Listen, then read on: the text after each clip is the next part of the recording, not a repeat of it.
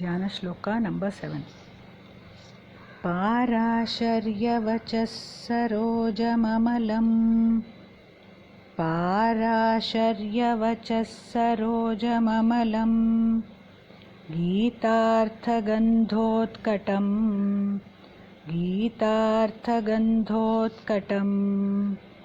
नानाख्यानककेसरं हरिकथा नानाख्यानककेसरं हरिकथा सम्बोधनाबोधितं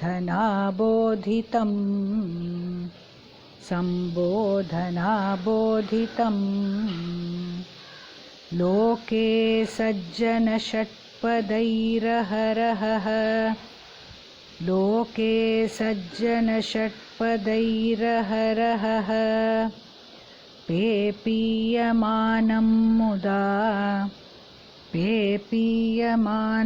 मुदा भूयात् भारतपङ्कजं कलिमल भूयात् भारतपङ्कजं कलिमल प्रध्वंसि न श्रेयसे.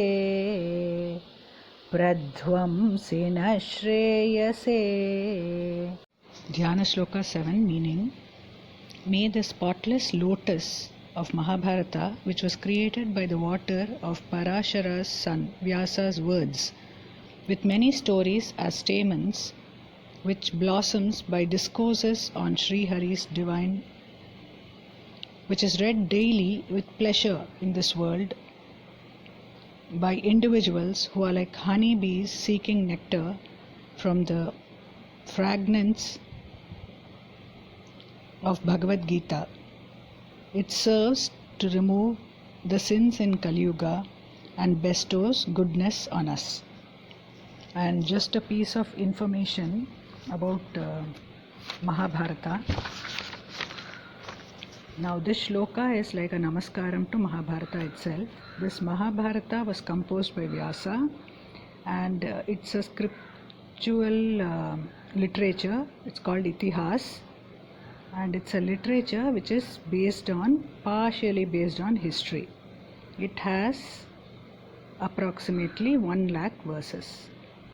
Parasharya Vachah, actually it is Vachah Sarojam, that becomes is. So it is Parasharya Vachas Sarojamamalam Geetartha.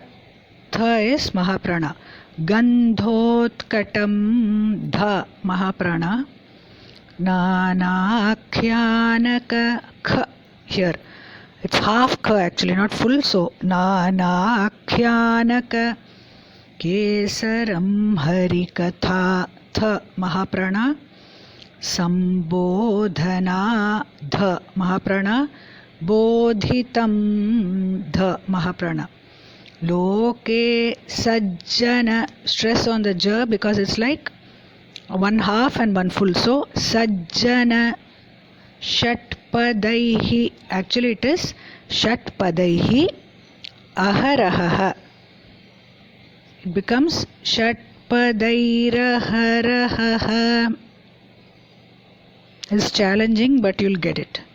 Pepiyamanam muda Bhuyad Bharata.